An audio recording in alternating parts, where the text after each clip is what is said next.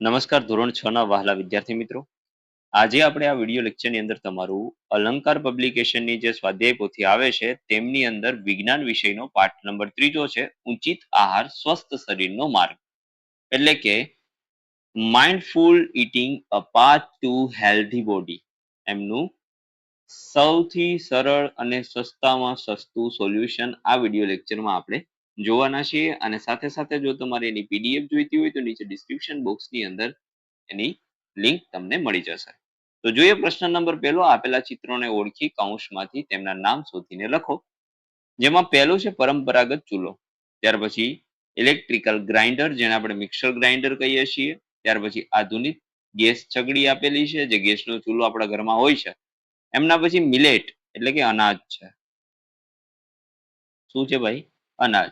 ત્યાર પછી પથ્થરનો ખલદસ્તો જે કંઈ પણ વસ્તુને વાટવા માટે આપણે ઉપયોગમાં લેતા. સમતોલ આહારયુક્ત ડીશ છે. એમના પછી યોગ્ય વિકલ્પ પસંદ કરી અને ક્રમ અક્ષર બોક્સમાં લખવાનો છે. જેમાં પહેલું, શરીર માટે ઉર્જાનો પ્રાથમિક સ્ત્રોત કયું પોષક તત્વ અથવા દ્રવ્ય ગણાય છે? તો એમાં આવશે કાર્બોદિત, જે આપણને અનાજમાંથી મળે. નીચેનામાંથી કોણ વિટામિન સી નો સ્ત્રોત છે? તેમાં આવશે નારંગી. ખાટા ફળો બધા એટલે બધા વિટામિન સી નો સોર્સ આપણે કહી શકીએ. સમતોલ આહારમાં શું સમાવિષ્ટ છે? તો એમની અંદર આવશે વિવિધ પ્રકારના પોષક તત્વો. નીચેનામાંથી કયો ખોરાક પ્રોટીનથી સમૃદ્ધ છે? તેમાં આવશે રાજમા, કારણ કે તે શું છે ભાઈ? તો કઠોળ છે. અને આ કઠોળ જે હોય એમની અંદર બધા જ પ્રકારના પ્રોટીન આપણને મળી જશે. પાંચમું, નીચેનામાંથી કોણ રસોઈની આધુનિક રાંધણ પ્રથાનો ભાગ નથી? તેમાં આવશે પથ્થરનો ખલદસ્તો. છઠ્ઠું, વિટામિનના શોષણ માટે કયું પોષક તત્વ નિર્ણાયક છે? તેમાં આવશે ચરબી. એમના પછી વાત કરીએ મિલેટ શેના માટે જાણીતું છે? તો ખેતી કરવામાં સરળ અને અત્યંત પૌષ્ટિક વસ્તુ છે. ખોરાકમાં સ્ટાર્ચની હાજરી ચકાસવા શું વપરાય? તો આયોડિનનું દ્રાવણ વપરાય. જો સ્ટાર્ચની હાજરી હશે તો તે એકદમ કેવા રંગનું થઈ જશે? તો કાળા રંગનું. કેવા રંગનું થઈ જશે? ઘેરા બ્લુ રંગમાંથી કાળા રંગનું થઈ જશે. નીચે પૈકી શેમાં પાચક રેશા વૃક્ષાંશ હોતા નથી? તેમાં આવશે દૂધની અંદર. 10મું, નીચેનામાંથી કયું પોષક તત્વ દૂધમાં હોતું નથી? તો એમાં આવશે વિટામિન સી. ત્યાર પછી કૌંસમાંથી યોગ્ય વિકલ્પ પસંદ કરી ખાલી જગ્યા પૂરો. જેમાં પહેલું, સુક્તાન રોગ વિટામિન ડી ની ઉણપથી થાય છે. ત્યાર પછી બીજું છે વિટામિન બી ની ઉણપથી બેરી નામનો રોગ થાય છે. ત્રીજું, વિટામિન સી ની ઉણપથી સ્કર્વી નામનો રોગ થાય. ચોથું, આપણા ખોરાકમાં વિટામિન એ ની ઉણપથી રતાંધણાપણું નામનો રોગ થાય છે. પાંચમું, સૂર્યના કુમળા તડકામાં આપણા શરીરના જે એન્ટીબોડીઝ છે તે વિટામિન ડી બનાવે છે અથવા તો મળે છે. ત્યાર પછી જૂથ 9 વર્ગીકરણમાં વિટામિનની ઉણપથી થતા રોગો અને ખનિજ સારની ઉણપથી થતા રોગો. તો રતાંધણાપણું વિટામિન એ થી, બેરી વિટામિન બી થી, સુક્તાન વિટામિન ડી થી અને સ્કર્વી વિટામિન સી થી, વ્યંધત્વ વિટામિન કે ની ઉણપથી થાય છે. ત્યાર પછી ક્ષારમાં આવશે હાડકાનો રોગ જે કેલ્શિયમની ઉણપથી થાય. ગોઈટર છે એ આયોડિનની ઉણપથી થાય. અને એનિમિયા એ લોહની ઉણપથી થાય. ઓકે, ચાલો આગળ જઈશું. જો યોગ્ય જોડકા જોડો. વિટામિન એ તો એમની સામે આવશે આંખના સ્વાસ્થ્ય માટે. વિટામિન બી તો હૃદયને સ્વસ્થ રાખવા માટે. વિટામિન સી રોગ પ્રતિકારક શક્તિને વધારવા માટે. અને વિટામિન ડી હાડકાની વૃદ્ધિ માટે. ત્યાર પછી કેલ્શિયમ, તેમાં આવશે સુક્તાનના રોગમાં જવાબદાર. આયોડિન તો એ ગોઈટરના રોગ માટે જવાબદાર. અને લોહ તત્વ તો એ એનિમિયાના રોગ માટે જવાબદાર. છઠ્ઠા પ્રશ્નની અંદર આપણે ખરા ખોટા કરવાના છે. જેમાં પહેલું, ચોખામાં તમામ પ્રકારના પોષક તત્વો રહેલા છે. તો ખોટી વાત. સમતોલ આહાર લેવાથી ત્રુટિજન્ય રોગો થતા અટકાવી શકાય. તો સાચી વાત. સમતોલ આહારમાં જુદા જુદા ખાદ્ય પદાર્થોનો સમાવેશ થાય. તો સાચી વાત. ચરબીને બધા જ પોષક તત્વો માત્ર માંસમાંથી મળે છે. ખોટી વાત. ભારતમાં વિવિધ રાજ્યોમાં ખાદ્ય પદાર્થમાં વિવિધતા જોવા મળે છે. તો સાચી વાત. ત્યાર પછી નીચે આપેલા પ્રશ્નોના એક વાક્યમાં ઉત્તર. જેમાં શિક્ષક કહે છે કે સારો ખોરાક દવા તરીકે કામ કરી શકે છે. રવિ આ નિવેદન વિશે ઉત્સુક છે અને કેટલાક પ્રશ્નો પૂછવા માંગે છે.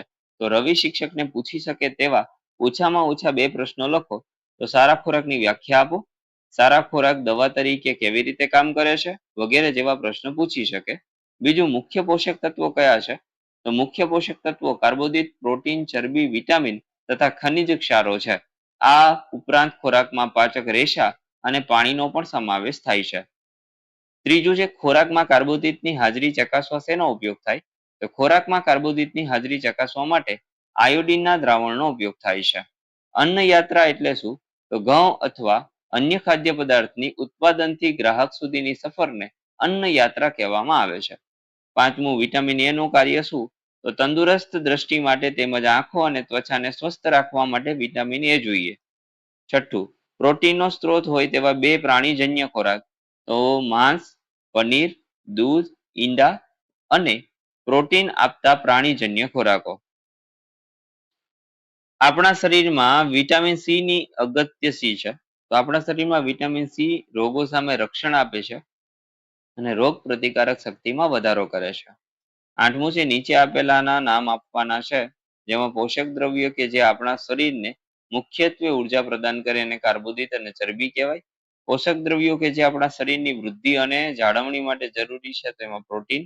વિટામિન કે જે આપણી સારી દ્રષ્ટિ માટે જવાબદાર છે, તો એ. ખનિજ ક્ષારો કે જે હાડકાને સ્વસ્થ રાખવા માટે આવશ્યક છે, તો કેલ્શિયમ. નીચેની વ્યાખ્યાઓમાં પહેલી પોષક તત્વની વ્યાખ્યા છે કે ખોરાકના ઘટકો જે ઉર્જા આપે અને શારીરિક વૃદ્ધિમાં મદદ તથા રોગો સામે રક્ષણ તથા સમારકામમાં મદદ થતા ઘટકોને પોષક તત્વો કહેવાય. સમતોલ આહારની વાત કરીએ તો આહાર જે શરીરના યોગ્ય વિકાસ અને વૃદ્ધિ માટે તમામ આવશ્યક પોષક તત્વો, વૃક્ષાંશ અને પાણી ધરાવે છે, તેને સમતોલ આહાર કહેવાય છે. ત્રુટિજન્ય રોગો અને વિકાર, તો આહારમાં જરૂરી પોષક તત્વોની ઉણપના કારણે થતા રોગોને ત્રુટિજન્ય રોગો કહેવાય છે. મિલેટની વાત કરીએ તો જુવાર, બાજરી, રાગી વગેરે જેવા પાકો જુદા જુદા વાતાવરણમાં સરળતાથી ઉગાડી શકાય છે, તે અત્યંત પૌષ્ટિક હોય છે, તેને મિલેટ કહેવામાં આવે છે. એમના પછી ટૂંકમાં પ્રશ્ન છે કે નીચેના પૈકી અસંગત શબ્દ શોધો અને કારણ આપો.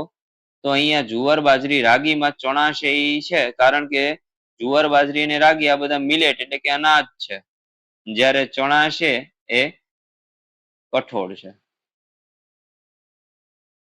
રાજમા, મગ, સોયાબીન અને ચોખા, તેમાં આવશે ચોખા, કારણ કે ચોખા છે એ અનાજ છે, પરંતુ બાકીના ત્રણ પ્રોટીન છે. બીજું, બધા સ્વાદિષ્ટ આહાર સ્વાસ્થ્યપ્રદ હોય છે તે જરૂરી નથી, અને તમામ પૌષ્ટિક આહાર હંમેશા સ્વાદિષ્ટ હોય એવું જરૂરી નથી. તો bread, burger, pizza, momos, bread, chocolate વગેરે સ્વાદિષ્ટ ખોરાક છે, પરંતુ સ્વાસ્થ્યપ્રદ નથી. કેમ કે તેમાં પોષક તત્વોની માત્રા ઓછી હોય છે, જ્યારે સંતુલિત આહાર જે છે એ અંકુરિત અનાજ છે, કઠોળ છે, સ્વાસ્થ્યપ્રદ છે, પરંતુ તેના સ્વાદ લોકોને પસંદ હોતા નથી. રેશમા માટે જોઈએ તો પેલું કયા ત્રુટિજન્ય રોગથી પીડિત છે? તો રતાંતણાપણાથી. આહારની વાત કરીએ તો કયા ઘટકથી? તો વિટામિન એ ના ઉણપથી થાય. કોઈ ચાર પદાર્થોના નામ આપો જેને આ સમસ્યાને દૂર કરવા ખોરાકને સમાવિષ્ટ કરવો, કયા ખોરાકને સમાવિષ્ટ કરવો જોઈએ? તો ગાજર, પાલક, શક્કરિયું, પપૈયું, દૂધ વગેરે જેવા ખાદ્ય પદાર્થોને ખોરાકમાં સમાવિષ્ટ કરવા જોઈએ. તમને નીચેના પદાર્થો આપવામાં આવે છે એક ડબ્બામાં ભરેલા ફળનો તૈયાર રસ, તાજા ફળનો રસ, તાજા ફળ. પોષણની દ્રષ્ટિએ કયું પસંદ કરશો અને શા માટે? હું તાજા ફળ પસંદ કરીશ, કેમ કે તાજા ફળોમાં પાચક રેશા હોય છે. ડબ્બામાં બંધ ફળોના રસ સંરક્ષક, કૃત્રિમ રંગ અને કૃત્રિમ સ્વાદથી ભરેલા હોય છે, જે આપણા શરીર માટે હાનિકારક હોય છે. પાંચમું, ગૌરવને પગમાં ફ્રેક્ચર થયું હતું. ડોક્ટરે તેના હાડકાને સંરેખિત કર્યા અને પ્લાસ્ટર લગાવ્યું. ડોક્ટરે તેને કેલ્શિયમની ગોળીઓ પણ આપી. બીજી મુલાકાતમાં ડોક્ટરે તેને વિટામિન ડી નું સિરમ અને કેલ્શિયમની ગોળીઓ આપી. શા માટે ભાઈ? તો ડોક્ટરે ગૌરવને કેલ્શિયમની ગોળીઓ શા માટે આપી? તો કેલ્શિયમ આપણા હાડકાનો ઘટક છે, જે તૂટેલા હાડકા જોડવા તેમને મજબૂત રાખવા મદદ કરે છે. બીજી મુલાકાતમાં ડોક્ટર કેલ્શિયમની ગોળી માટે તથા વિટામિન ડી ની સાથે વિટામિન ડી ની સિરપ શા માટે આપે? તો વિટામિન ડી શરીરના હાડકા માટે કેલ્શિયમનું પોષણ શોષણ કરવામાં મદદ કરે છે. ત્યાર પછી ડોક્ટર દ્વારા આપવામાં આવેલ દવાઓની પસંદગી વિશે તમારા મનમાં કયો સવાલ ઉદ્ભવે? તો ડોક્ટરે પ્રથમ મુલાકાતમાં ગૌરવને કેલ્શિયમની ગોળી સાથે વિટામિન ડી નું સિરમ કેમ આપ્યું હશે? ખાંડ કાર્બોહાઈડ્રેટનું ઉદાહરણ છે. ખાંડનું પરીક્ષણ આયોડીનના દ્રાવણ સાથે કરતા તેનો રંગ ભૂરો કાળો થતો નથી. શા માટે? કેમ કે આયોડીનનું દ્રાવણ માત્ર સ્ટાર્ચ સાથે જ ભૂરો કાળો રંગ આપે છે, સામાન્ય શર્કરા સાથે નહીં. માટે ખાંડના પરીક્ષણમાં આયોડીનનું દ્રાવણ ભૂરો કાળો રંગ આપે છે. એના પછી તફાવત છે. તો અહીંથી મિત્રો ધીમે ધીમે સ્ક્રોલ કરતા જઈએ છીએ. જે તમારે જોતું જવાનું છે અને લખવા માટે તમને પૂરતો સમય આપવામાં આવશે.